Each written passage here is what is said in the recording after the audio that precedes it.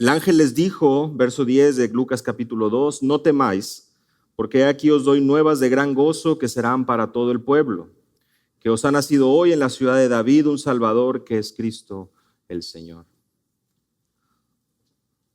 El temor debía ser puesto a un lado, una vez que los pastores de esa misma región velaban, guardaban y conducían sus vidas como normalmente lo habían hecho. El temor debía ser puesto a un lado y más bien su atención debería estar enfocada en el mensaje que estos ángeles estaban anunciando, que este ángel estaba anunciando, verso 9, el ángel del Señor. Pues sabemos a partir del verso 13 que comienza junto a el ángel una multitud de huestes celestiales que alaban y glorifican a Dios. Pero antes de llegar al verso 13, me gustaría que pudiéramos meditar nuevamente en las nuevas de gran gozo que serán para todo el pueblo. Las nuevas de gran gozo que serán para todo el pueblo. Y definitivamente al pensar en nuevas de gran gozo, no podemos ignorar la palabra gozo, no podemos ignorar también la manera en que se magnifica ese gozo y se describe como un gran gozo. En semanas anteriores hemos hablado acerca del peligro en nuestra serie en Lucas, en el peligro que es la avaricia, en el peligro que es la ansiedad. Y saben, desde Lucas capítulo 2 se había anunciado un gran gozo que debería opacar cualquier otro indicio, cualquier otra tentación que el dinero o que la preocupación o el afán o el orgullo podría traer al corazón del hombre. El gran gozo que se anunció desde Lucas capítulo 2, que en realidad viene anunciado desde poco antes, debía darnos esa luz para poder visualizar y para poder avanzar a lo largo de Lucas y por supuesto de Hechos, que sabemos también fue escrito por Lucas. Pero ambos escritos, qué precioso sería que pudiéramos observarlos a la luz de que hay unas nuevas de gran gozo. Y un gran gozo y un gozo genuino y verdadero, pues lejos de basarse en algo que pueda cambiar con respecto a las condiciones del hombre, al carácter o a la manera de pensar del hombre, está cimentado en los cielos. ¿Cuáles son estas nuevas de gran gozo? Bueno, hay un Salvador y es precioso el poder ver palabras claves ahí. Os ha nacido hoy en la ciudad de David un Salvador que es Cristo el Señor. ¿Cómo poder dividir, cómo poder estudiar estas nuevas de gran gozo? ¿Cómo poder nosotros entenderlas? ¿Cómo poder nosotros sumergirnos al contexto de los pastores? Sumergirnos y conducirnos un poco dentro del templo, dentro de la sinagoga de aquel tiempo y como cualquier otro judío poder sentarse y escuchar y buscar cómo identificar de qué se trata. Tú y yo sabemos lo que sucede. Tú y yo conocemos el relato del nacimiento, pero me gustaría que en esta mañana pudiéramos aprovechar nuestro tiempo para adentrarnos en el contexto y para poder escuchar de una voz autorizada lo que implicaba el nacimiento y las nuevas de gran gozo que serán para todo el pueblo. Y es que déjame decirte algo, tú y yo muchas veces pensamos en la Navidad o pensamos en el nacimiento de Jesús y lo hacemos muy individualista. Lo hacemos muy relacionado a nosotros, a aquello que nos beneficia a nosotros, pues esa es realmente la tendencia del hombre. Se trata de un regalo para mí, se trata de una gracia para el pecador y lo es, no me malinterpreten. Pero a veces nos centramos y de alguna manera nos ubicamos, parece ser con ciertas cortinas a nuestro alrededor para buscar enfocarnos dónde estoy yo en el texto, cómo me beneficia a mí el pasaje, de qué manera es que yo puedo adentrarme y ver que me está hablando a mí, me beneficia a mí, qué es lo que tengo que hacer. Y ¿sabes?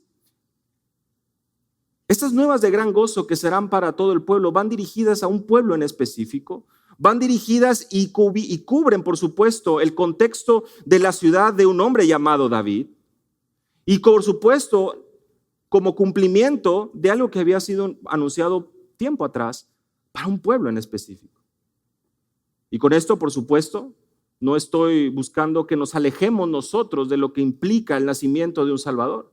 Más bien, que nos acerquemos y nos lo observemos tal y como la palabra lo describe y no como nuestro orgullo, nuestra comodidad nos conduce. Nuevamente, no me malinterpreten, el nacimiento de un Salvador precisamente y estas nuevas de gran gozo es precisamente la expresión del amor de Dios, Juan capítulo 3, verso 16.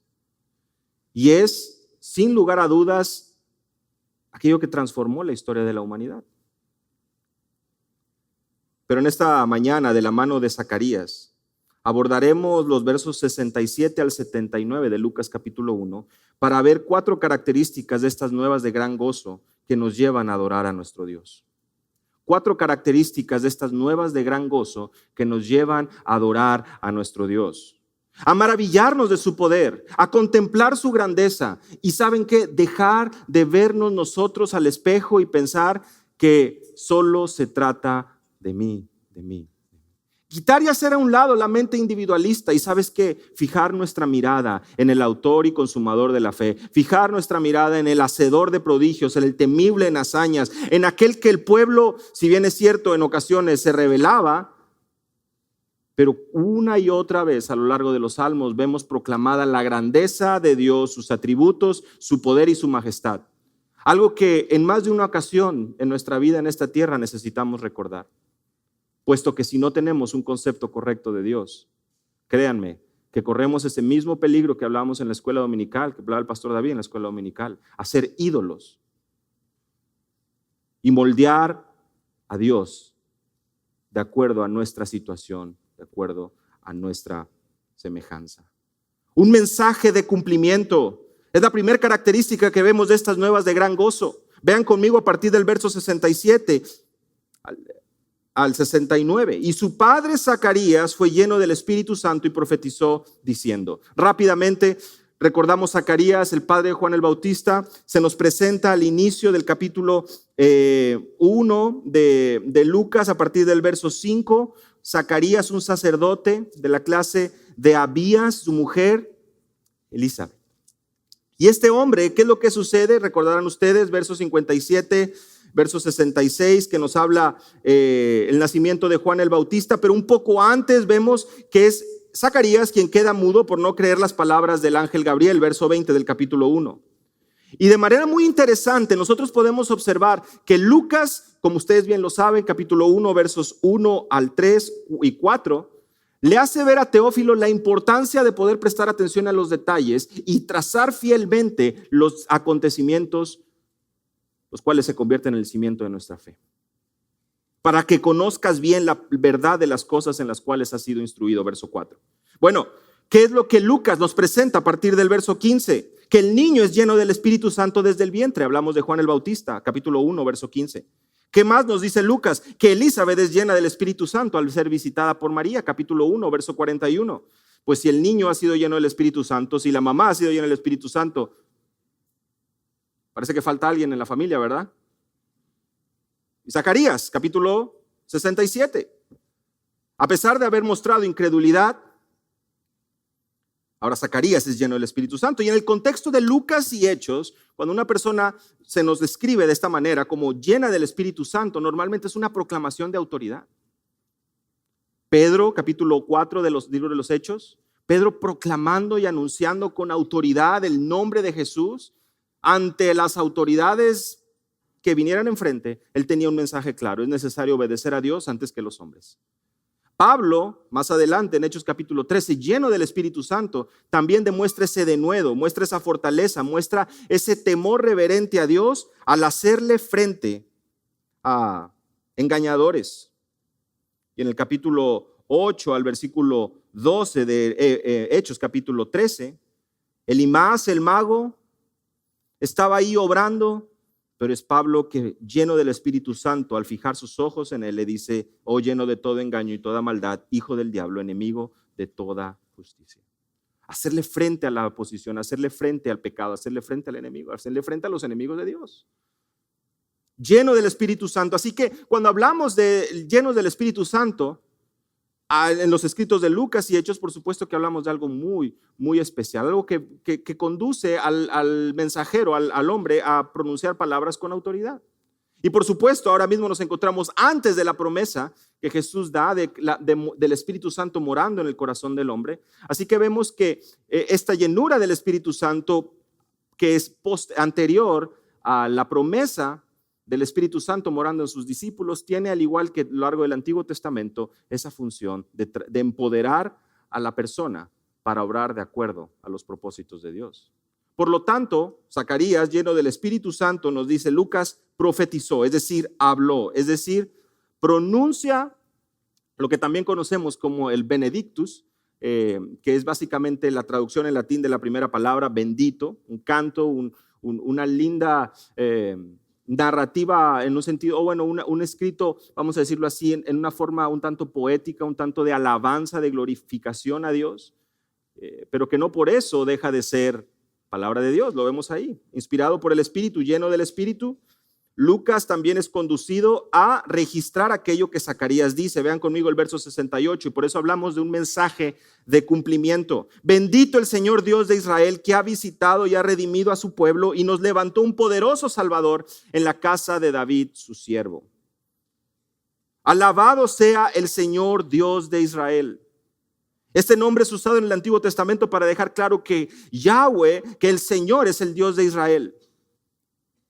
Y esta alabanza realmente es muy interesante lo que nosotros observamos aquí, porque se nos habla de la casa de David y se nos habla de una bendición y de un reconocimiento a Dios. Y en el primer libro de Crónicas, en capítulo 29, versos 10 en delante, primer libro de Crónicas, capítulo 29, a partir del verso 10, se nos habla de un contexto donde David voluntariamente muestra un ejemplo para estar dando para la edificación del templo. Estamos en la parte final de la vida de David. Y cuando hablamos de una bendición al Señor, cuando hablamos de alabar al Señor, que es una traducción también correcta, bendito el nombre del Señor Dios de Israel, alabado sea el Señor Dios de Israel, hablamos de un reconocimiento que no va simplemente con repetirlo, ¿verdad? Y voltear a vernos y decirnos, alabado sea el Señor.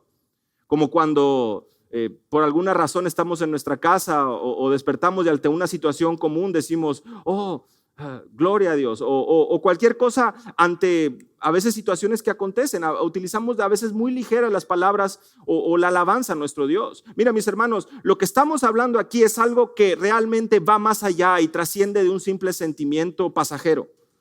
En el contexto del segundo libro de Crónicas, en el capítulo 29, David se alegró mucho porque su ejemplo condujo a la congregación a también dar voluntariamente. Y el pueblo se alegró por haber contribuido, porque de corazón ofrecían a Jehová. Y ahí es donde David se alegra y dice, bendito seas tú, oh Jehová, Dios de Israel, nuestro Padre, desde el siglo y hasta el siglo. Es en otras palabras, eternamente. Mis hermanos, esto es muy importante. Cuando hablamos de las nuevas de gran gozo que serán para todo el pueblo, hablamos de la primera característica, que es un mensaje de cumplimiento.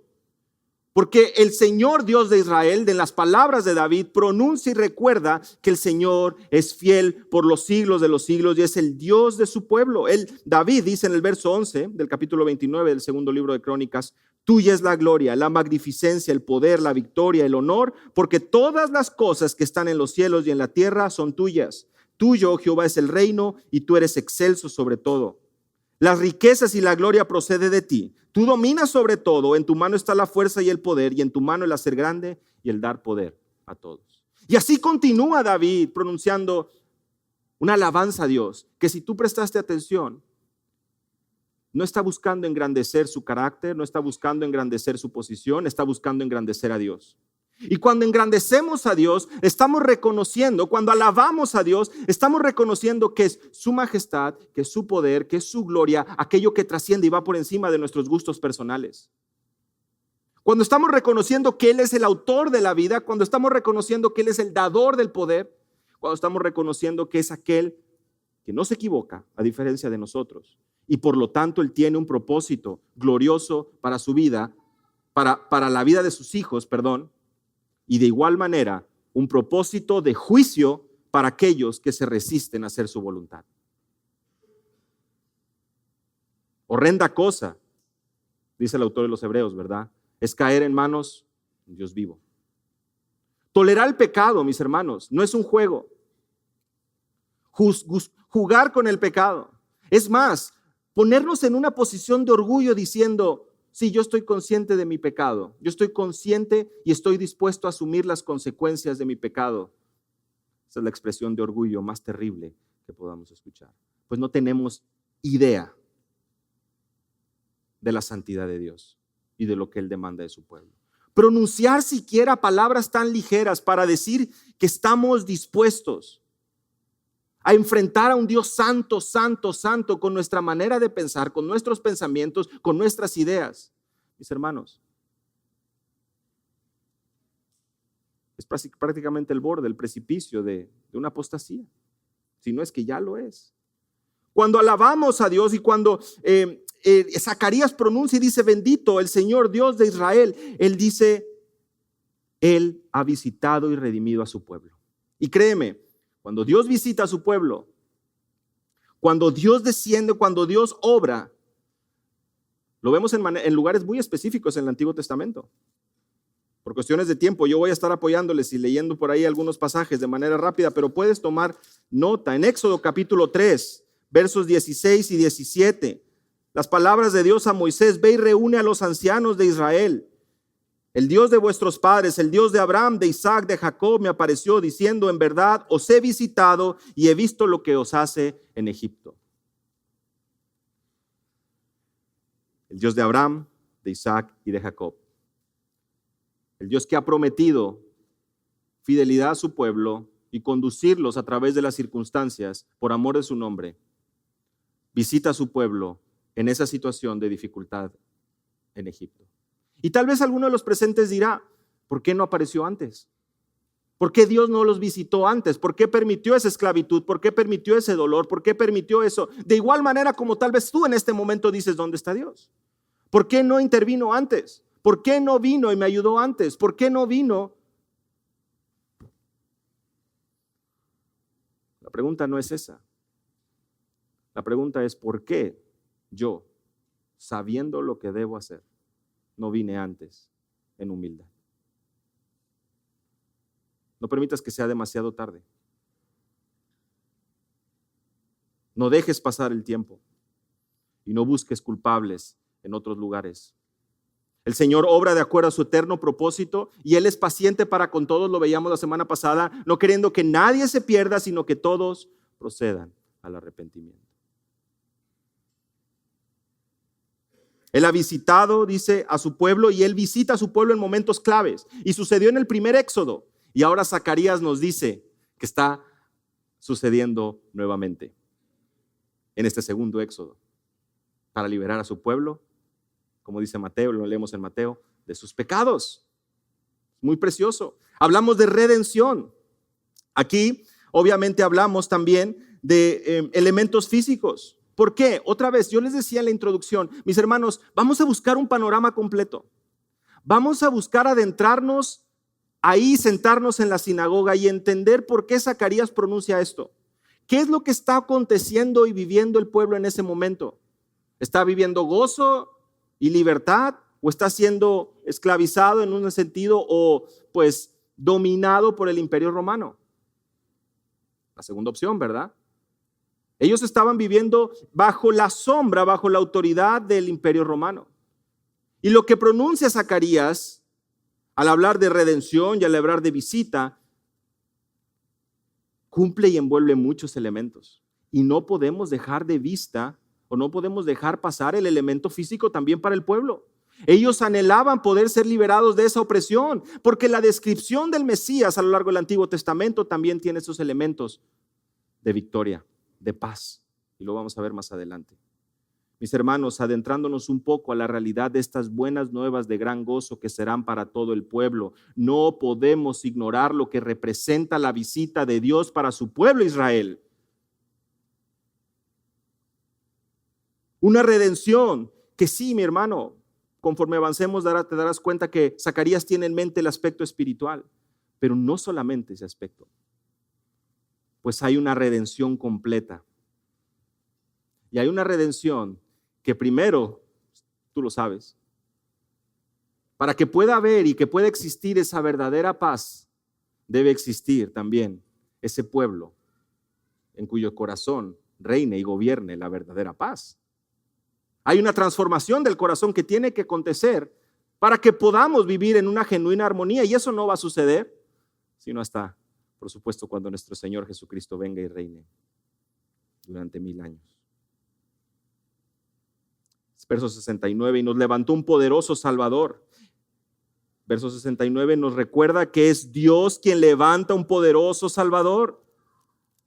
Y por si fuera y un poco interesante, si podemos mencionar un poco esto, ¿tú crees que el pueblo, mira el periodo intertestamentario, ¿no? El periodo de silencio, estos 400 años entre el fin del Antiguo Testamento y el inicio del Nuevo, ¿tú no habrás creído que a lo largo de ese silencio no habrá surgido líderes, guerreros, autoridades, personas que precisamente hayan buscado el reconocimiento para poder verse ellos como los libertadores del pueblo? ¿No habrá construido el pueblo mismo ídolos para ellos poder acercarse? Tal y como acontece cuando Moisés tarda en bajar y el pueblo le pide a Aarón que le construyan este becerro de oro ahí en Éxodo. El pueblo piensa, Aarón les dice, este es Jehová. Hoy será día de fiesta para Jehová. El pueblo engañado pensando, de acuerdo a sus propios principios y adorando su propia idolatría y su propio engaño. Por supuesto que no podemos dudar de que el hombre en sus manos, en su fuerza, puede intentar levantar estos héroes, estos barcos de arena, estas casas de arena.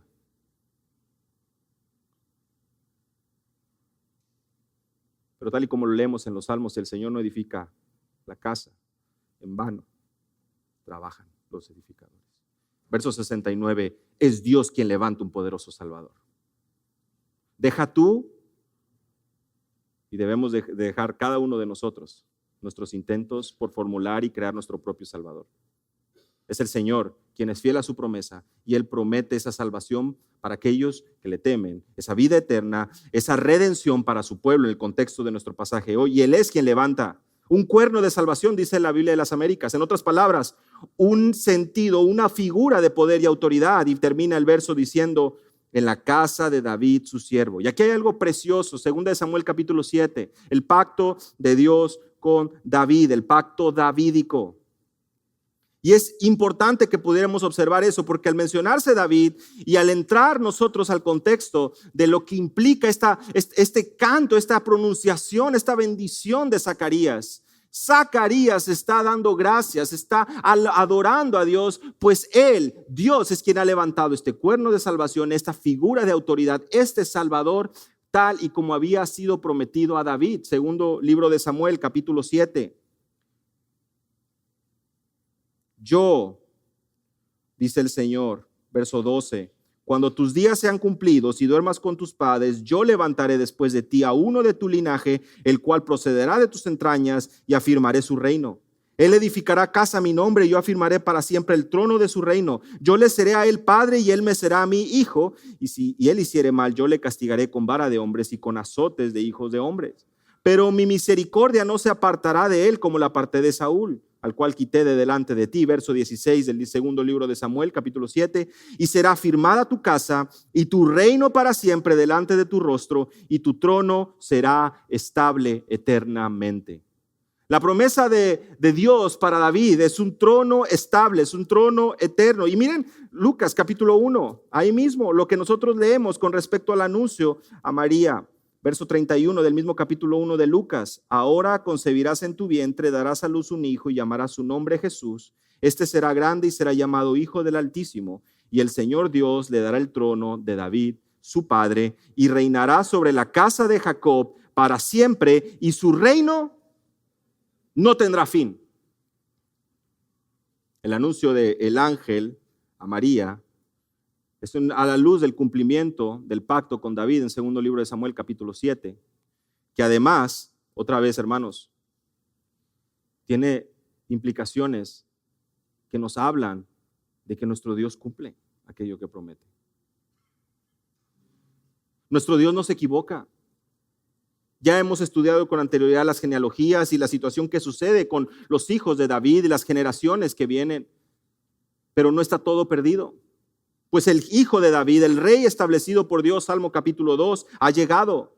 En palabras de Jeremías, inspirado por el Espíritu, capítulo 23. He aquí vienen días en que levantaré a David renuevo justo. Jeremías 23, 5. Y reinará como rey, el cual será dichoso y hará justicia y juicio en la tierra. Hará justicia y juicio en la tierra. Ahí está lo que Zacarías tenía en mente con respecto a la redención. Lo mismo vemos en Jeremías 33. Lo mismo vemos en Isaías capítulo 11. Hay aspectos físicos, hay aspectos de liberación, hay aspectos de redención físicas para el pueblo. Isaías capítulo 11, saldrá una vara del tronco de Isaí y un vástago retoñará de sus raíces. Él le hará entender diligente en el temor del Señor. No juzgará según la vista de sus ojos, ni arguirá por los que oigan sus oídos, sino que juzgará con justicia a los pobres, con equidad por los mansos de la tierra, y herirá la tierra con la vara de su boca, y con el espíritu de sus labios matará al impío. Isaías capítulo 11 nos habla de un suceso y de un evento que no hemos visto y que no tiene a lo mejor tampoco esa imagen clara en nuestra mente de cómo sucederá algo así ante un mundo que está perdido en su iniquidad. Pero continuamos leyendo y sabemos que en Isaías capítulo 11 nos habla de un reinado justo del Mesías. Pues ahí el lobo morará con el cordero, el leopardo con el cabrito, el becerro y el león. La bestia doméstica andarán juntos y un niño los pastoreará. ¿Cuándo será posible eso? Mis hermanos, las nuevas de gran gozo que será para todo el pueblo nos habla de un mensaje de cumplimiento. Pues en su primera venida el Mesías ha venido a traer y ofrecer esa redención y a cumplir aquello prometido. Pues vino, vivió esa vida perfecta, llegó a la cruz, Isaías capítulo 53. Y hoy por sus llagas nosotros somos curados. Tenemos el perdón de nuestros pecados, pero así como ha cumplido, así también cumplirá aquello que está por suceder. Pues en su segunda venida, ese niño de Belén, que nosotros a veces con tanta ligereza hablamos, con tanta ligereza observamos, vendrá y gobernará con esa vara de hierro y castigará al impío. Y derrotará por siempre al enemigo. Y aquellos que no doblegaron sus rodillas y no se sometieron a la autoridad de su palabra, terminarán haciéndolo, derrotados y avergonzados. Es un mensaje de cumplimiento y es un mensaje de fidelidad.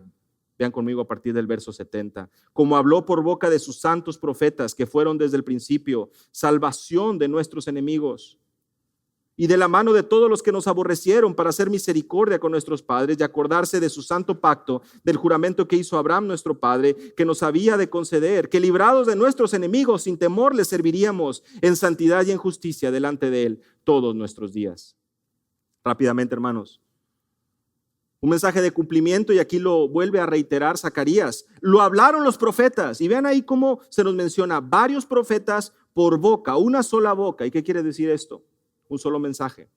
El autor divino, utilizando diversos instrumentos humanos. Estos profetas fueron escogidos, separados y usados por Dios. Y vean ahí lo que acontece, lo que se fue anunciado desde el principio. Salvación de nuestros enemigos, de la mano de los que nos aborrecieron. ¿De qué estamos hablando aquí? De un elemento físico, de un elemento y una libertad del pueblo. Un pueblo atribulado, un pueblo golpeado, un pueblo herido, un pueblo que había sido llevado a cautividad, cuyo templo había sido destruido, un pueblo en dificultades. Salvación de nuestros enemigos. Mis hermanos, otra vez, para poder entender las buenas nuevas de gran gozo, tenemos que adentrarnos al contexto y a entender la realidad de a quién va dirigida estas nuevas de gran gozo y cómo a su vez esto viene a traer luz a todos nosotros. La fidelidad de Dios, el amor de Dios es evidente, pues Zacarías reconoce y dice, el Mesías viene y por fin será una realidad lo que leemos en Isaías 11, en Zacarías 12, en Zacarías 14, donde se nos anuncia que es precisamente el Mesías, que afirmará sus pies en el monte de los olivos. Una victoria sobre sus enemigos, un poderoso Salvador que se nos anunció en el verso 29. Salvación de nuestros enemigos, todos los que aborrecen al pueblo de Dios. Vean ahí verso 72, para hacer misericordia con nuestros padres y acordarse de su santo pacto. La misericordia y el pacto, términos que se habían mencionado anteriormente. Misericordia, un amor leal. A lo largo del Antiguo Testamento, cuando hablamos de misericordia, hablamos de un amor leal de Dios, un amor que no claudica, que no termina, que no cambia. Dime si esto no trae paz, consuelo a tu vida. Él no cambia. Y él lo que ha prometido, Él lo va a terminar en tu vida. Pero de igual manera, también traerá consecuencias a medida que nosotros avanzamos en nuestro pecado, ignoramos su voz. Pues Él es justo, Él es santo. Pero si somos sus hijos, ese amor leal nos va a acompañar, porque así lo ha prometido, porque así lo ha hecho, porque así lo podemos ver delante de nuestros ojos a lo largo de la Escritura. Él se acuerda, dice ahí, de su santo pacto, del juramento que hizo Abraham, nuestro padre, que nos había de conceder. Génesis capítulo 12. No tenemos mucho tiempo. Génesis capítulo 12, Génesis capítulo 15. ¿Qué es lo que observamos ahí, hermanos? Pueden tomar notas y acercarse durante la semana al texto bíblico. Jehová hace un pacto con Abraham. Promete. A veces nos enfocamos mucho, ¿verdad?, en la bendición a todas las naciones, otra vez, porque ahí estamos nosotros. Y eso es lo que nos interesa, eso es lo que nos gusta. Mira, en ti serán benditas todas las naciones de la tierra, ahí estamos nosotros. Todas las familias de la tierra, ahí está la bendición. Pero realmente Dios le promete a Abraham una nación grande, engrandecer su nombre y ser de bendición. Por cierto, hay muchas similitudes, muchos paralelos con el pacto davídico. El nombre grande, victoria sobre los enemigos, bendición, paz. Génesis capítulo 15, nuevamente. Preciosas promesas de Dios para Abraham. A tu descendencia daré esta tierra, verso 18 de Génesis 15. El juramento que hizo Abraham, dice a Abraham, nuestro padre, dice Zacarías, tú, Señor, te acordaste y estás cumpliendo de acuerdo a tu misericordia, cumpliendo aquello que habías prometido, un pacto perpetuo. Te multiplicaré en gran manera, Génesis capítulo 17. Haré naciones de ti, reyes saldrán de ti. Estableceré mi pacto entre mí y ti y tu descendencia después de ti en sus generaciones, por pacto perpetuo para ser tu Dios y el de tu descendencia después de ti. Génesis 17, 7.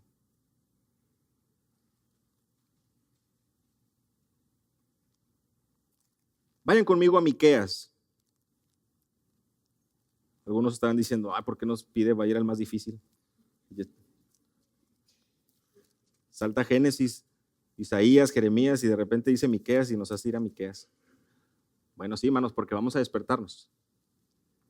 A continuar maravillándonos de la compasión y la bondad de nuestro Dios. Miren Miqueas capítulo 7, versos 18 al 20. Me parece que aquí podemos encontrar y maravillarnos y continuar adorando a nuestro Dios. Pues estas nuevas de gran gozo es un mensaje que muestra no solo su fidelidad, pero también ese cumplimiento del cual hemos estado anunciando, aquello que había sido prometido a David, que había sido prometido a Abraham.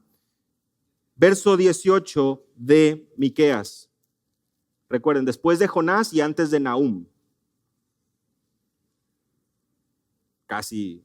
Bueno, también en el principio hay un índice, a veces tampoco no lo usamos, pero al principio hay un índice y ahí hay también ayuda, pero es que escucho las páginas, ¿verdad? Algunos ya están ahí. Verso 18, ¿qué Dios como tú, que perdona la maldad y olvida el pecado del remanente de su heredad? No retuvo para siempre su enojo, porque se deleita en misericordia. Él volverá a tener misericordia de nosotros, sepultará nuestras iniquidades y echará en lo profundo del mar todos nuestros pecados. Verso 20, Miqueas capítulo 7. Prestemos atención. Cumplirás la verdad a Jacob y a Abraham la misericordia que juraste a nuestros padres desde tiempos antiguos. Él no se equivoca, Él no es infiel, Él no va a fallar, y a medida que nosotros nos profundizamos en su palabra y en el contexto, no cesaremos de maravillarnos que el Dios que perdona la maldad de su pueblo y volverá a tener misericordia, pues se deleita en ella, ha echado nuestros pecados a lo profundo del mar y Él cumplirá aquello que ha prometido. En esto descansa Zacarías. Y por eso, mis hermanos, es que entendiendo esto, estas nuevas de gran gozo que serán para todo el pueblo, lo tenemos que ver a la luz del entendimiento de este hombre en aquel momento.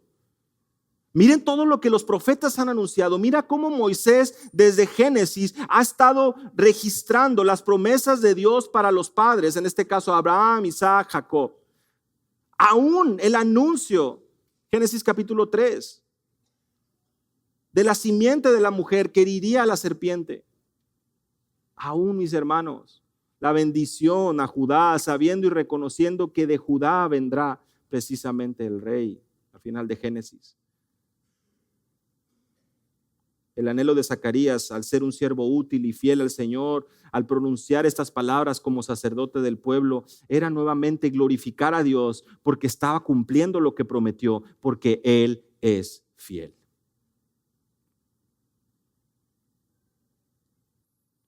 Esto es aquello que debe dar luz al mensaje de la venida del Salvador para la vida de todo hijo de Dios. Olvídate tú de cuántos magos eran, de cómo eran, de los regalitos, de los burritos en el pesebre, del Santa Claus, pues no se diga, ¿verdad? Medita tú en lo que implicaba para un pueblo sumergido en tinieblas, que el Mesías, que Dios estaría visitando a su pueblo, el Mesías vendría y en esta primera venida comenzaría el cumplimiento de aquello que fue anunciado muchos años atrás. No termina ahí, es un mensaje de arrepentimiento. Y tú, niño, verso 76, profeta del Altísimo serás llamado, porque irás delante de la presencia del Señor para preparar sus caminos, para dar conocimiento a salvación a su pueblo y para perdón de pecados. ¿De qué niño está hablando aquí? De Juan. Qué bueno que respondí rápido, ¿verdad? De Juan. ¿Cómo es descrito este niño? Y tú, niño, ¿cómo es descrito? Profeta del Altísimo. ¿Saben cómo es descrito Jesús? Verso 32 del capítulo 1. Este será grande y será llamado Hijo del Altísimo. El profeta del Altísimo, a la luz de lo que nosotros leemos en Malaquías capítulo 3, es aquel que vendría a preparar el camino del Señor. Zacarías, el padre de Juan el Bautista, le hace ver y le dice: niño, tú, profeta del Altísimo, serás llamado, porque irás delante de la presencia del Señor, delante de la presencia de el Verbo hecho carne, el Verbo encarnado, el Hijo de Dios, para preparar sus caminos. Eso es lo que nos anuncia en Malaquías capítulo 3, Isaías capítulo 40. Para dar conocimiento de salvación a su pueblo. Y por eso es que cuando hablamos de las 4 características que acompañan y que dan luz a las nuevas de gran gozo que será para todo el pueblo, hablamos que es un mensaje de cumplimiento, un mensaje de fidelidad y hablamos que es un mensaje de arrepentimiento. Mis hermanos, la venida del Hijo de Dios, la encarnación del Hijo de Dios, la segunda persona de la Trinidad, Dios hecho hombre, trae repercusiones a la vida de la humanidad. Porque el hombre es llamado a arrepentirse y a someterse a la autoridad del Hijo de Dios, de su palabra. Y hacer a un lado todo aquello que abrazaba antes para venir a abrazar al Salvador. Ese es el arrepentimiento, un giro de 180 grados. Por eso es que verso 77, ¿cuál era el mensaje de Juan el Bautista? Arrepentíos para dar a conocer salvación a su pueblo, para perdón de sus pecados. Antes de la llegada del Mesías, antes de la llegada y el nacimiento del Rey, del Cristo, vendría aquel preparando ese camino a la luz de las profecías del Antiguo Testamento para hacerle saber al pueblo: es necesario que enderezcan sus sendas, es necesario que se preparen, es necesario, verso 29 de Juan capítulo 1, que contemplen, como dice Juan, he aquí el Cordero de Dios que quita el pecado del mundo. Ya no hace falta ocultarlo, ya no hace falta más sacrificios en el templo. Aquí está el único, el precioso, el todopoderoso, el Cordero de Dios que quita el pecado del mundo. Es un mensaje de arrepentimiento. Es un mensaje que lejos de traer a lo mejor cierto temor a tu vida, véalo a la luz de todo lo que hemos estado estudiando. Es el cumplimiento de las promesas de Dios. Dios no ha dejado a su pueblo, Dios no ha dejado a los suyos. Es un mensaje de fidelidad, pues aquello que Dios promete, eso cumple. Lo ha anunciado a Abraham, lo ha anunciado a Isaac, a Jacob, a David. tendría su cumplimiento y está llegando el momento del inicio. Y por supuesto, ¿cómo hemos de dudar de su segunda venida y aquello que todavía está por cumplirse? Velad y orad. Esa debe ser nuestra actitud. No podemos estar más en el sofá descansando, hablo para una ilustración, pensando en que no va a pasar nada, pensando en que tenemos tiempo para seguir disfrutando de los placeres de este mundo. Basta ya de pensar como los gentiles. Haced morir lo terrenal en vosotros, mis hermanos. El mensaje de arrepentimiento nos conduce a actuar. Y como veíamos las semanas anteriores, si mi problema es la avaricia, si mi problema es la ansiedad, es momento de que puedas voltear nuevamente a la palabra y puedas ser recordado que las nuevas de gran gozo que será para todo el pueblo precisamente involucra ese gran gozo para que dejes tu pecado y abraces al Señor. Es triste pensar que tal vez para algunos de los presentes, por más de que hayan festejado más de 20 Navidades en su vida, nunca hayan podido disfrutar de este gozo que te permite encontrar descanso y perdón para el pecado que te asedia. Antes bien lo has abrazado tu pecado. Antes bien te has ahí como cuando hace mucho frío, ¿verdad? Y cobijándote tu pecado, animando y abrazando tu pecado, siendo apapachado por lo que el pecado te da, por sus beneficios. El mensaje de arrepentimiento, el mensaje de amor de Dios implica un cambio radical. Abandonar el pecado y abrazar a Cristo. Por eso cuando hablamos de las nuevas de gran gozo que será para todo el pueblo, hablamos de un mensaje de cumplimiento, un mensaje de fidelidad, un mensaje de arrepentimiento y finalmente un mensaje de salvación. Vean conmigo versos 78 y 79. Por la entrañable misericordia de nuestro Dios con que nos visitó desde lo alto la aurora, para dar luz a los que habitan en tinieblas y en sombra de muerte, para encaminar nuestros pies por caminos de paz. Qué precioso es volver a ver en el verso 78 la palabra visitó, ¿verdad? En el original esto forma como una especie de inicio y fin de la sección. Y recordarán ustedes, de hecho Ruth capítulo 1 también nos anuncia la intervención o la visita divina y cómo esto viene a traer prosperidad y ánimo, al igual que juicio, por supuesto. Está esos dos lados de la moneda. Pero a la luz de Lucas capítulo 1 observamos que la visita del Señor viene a englobar, a enmarcar, a dar luz. No más intentos de hombres, no más intentos fallidos. Dios ha visitado a su pueblo. Y así como Él ha cumplido y cumple lo que promete, y así como Él ha enviado a este mensajero que vendrá para anunciar la venida del Mesías, ahora la luz para los que habitan en tinieblas y en sombra de muerte es una realidad. Por la entrañable misericordia de nuestro Dios. Es un mensaje de salvación, pues esta misericordia que literalmente nos habla desde las entrañas, desde los adentros, es una misericordia profunda, llena de compasión. Pues Dios es rico en misericordia, Efesios capítulo 2.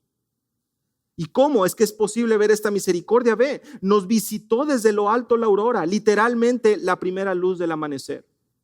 Nos está visitando la estrella resplandeciente de la mañana, que es Jesús, Apocalipsis capítulo 22. Este sol de justicia, Malaquías 4. Un nuevo amanecer para aquellos que le temen. Qué precioso. Dirán algunos, qué precioso, pero para algunos también qué difícil es aceptar que antes de tu Salvador, que antes del mensaje del Evangelio, tu vida haya estado en profundas tinieblas. Tan orgulloso es el corazón del hombre que siempre busca rescatar algo de su pasado y de su vida perdida en pecado. Sí, pues yo muy responsable y yo siempre he sido muy atento y esto es algo que salir adelante y trabajar duro. Zacarías dice, si no hubiera sido por este amanecer, por esta visita y misericordia de nuestro Dios, no tendríamos luz y continuaríamos en tinieblas y en sombra de muerte. Esa es la actitud de aquel que es pobre y humilde de espíritu. Esa es la actitud de aquel que sabe que no tiene nada que ofrecer,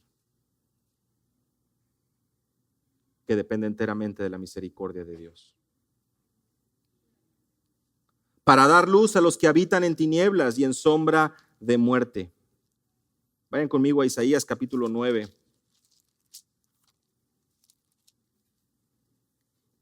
Isaías capítulo 9.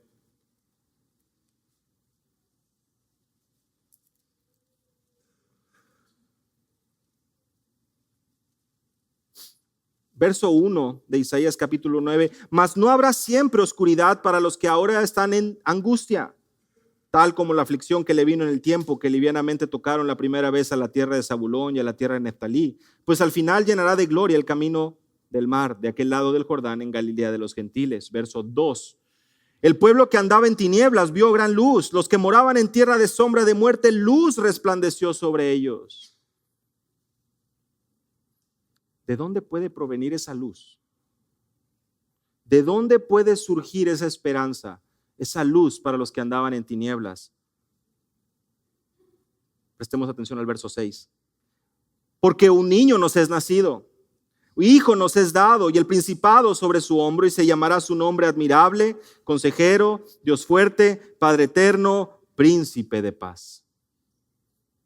Lo dilatado de su imperio y la paz no tendrán límite. Sobre el trono de David, fíjense, y sobre su reino, disponiéndolo y confirmándolo en juicio y en justicia desde ahora y para siempre, el celo de Jehová de los ejércitos hará esto.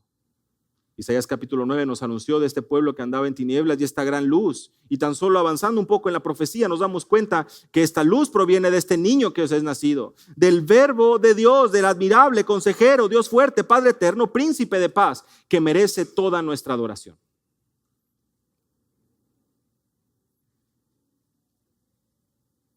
Dar luz a los que habitan en tinieblas y en sombra de muerte es dar perdón de pecados para aquellos que están perdidos en tinieblas.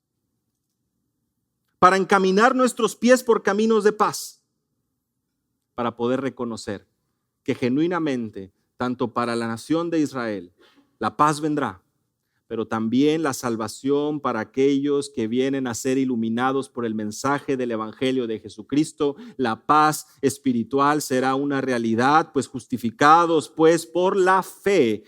Romanos capítulo 5, versículo 1, tenemos paz para con Dios. Hay implicaciones físicas para el pueblo, pero también unas preciosas promesas y bendiciones para las naciones, a la luz precisamente de las promesas que el Señor ha hecho a Abraham. Luz para revelación de los gentiles y gloria de tu pueblo Israel. Son las palabras de Simeón ahí en el capítulo 2, verso 32 de Lucas. Hay una esperanza para nosotros. Por lo que libres de ansiedad, libres de depresión, libres de amargura, y libres de falta de perdón, de resentimiento, de odio. Es así como podemos vivir, pero solo por Cristo. Buenas nuevas de gran gozo que serán para todo el pueblo a la luz del mensaje de Zacarías tiene grandes verdades que vinieron a retumbar los oídos y a traer paz y descanso a los corazones de los judíos.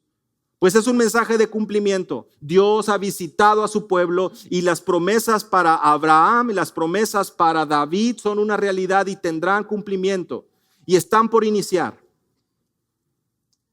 Viene la venida del Salvador, viene la venida del Mesías, el nacimiento del Hijo de Dios. Y justo antes de que su ministerio inicie, viene un mensaje de arrepentimiento por este profeta del Altísimo. Y donde él mismo, Juan el Bautista, dice, no soy yo, fijen sus ojos en él. Él es el Cordero de Dios que quita el pecado del mundo. A él apunto todo mi ministerio, todo lo que estoy haciendo, contémplenlo a él. Porque en él encontramos el mensaje de salvación. Porque en él y solo en él encontramos la paz y el descanso para nuestros pecados. Porque creer en Jesucristo y amar a Jesucristo implica obedecer sus mandamientos. No podemos hacernos a un lado. Este niño de Belén, el cual con una ligereza muy profunda es celebrado en estas fechas. Este niño de Belén regresará, no esperando un pueblo que continúa envanecido en celebraciones, en fiestas, en su propio orgullo, sino que vendrá para regir con vara de hierro, para venir acompañado de los suyos y eventualmente dar fin a todo el pecado, donde su paz reinará, donde su verdad será anunciada por todo lugar.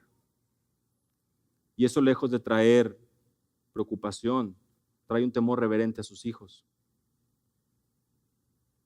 Pues el Señor cumple, el Señor es fiel, el Señor nos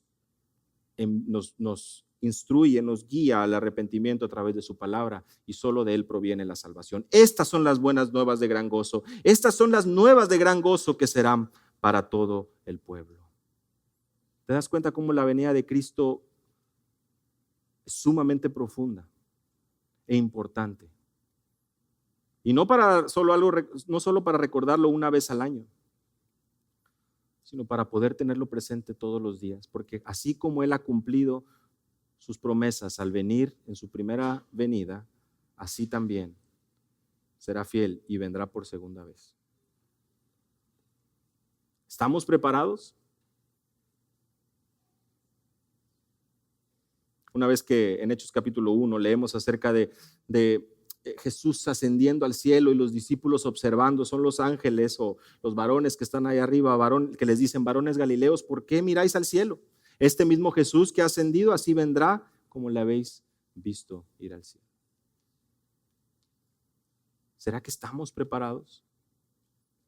¿Será que tu vida realmente tiembla y se regocija con reverencia ante el Rey del universo? ¿O será que nos hemos situado y acomodado de manera muy mundana y terrenal a unirnos a lo que este mundo celebra sin ningún temor, con suma ligereza? No puede ser así. Mis hermanos, como hijos de Dios, celebramos la venida del Salvador. Cantamos, pero con gran expectativa, de igual manera, aguardamos su segunda venida. Que el Señor nos permita conducirnos con un temor reverente, teniendo en mente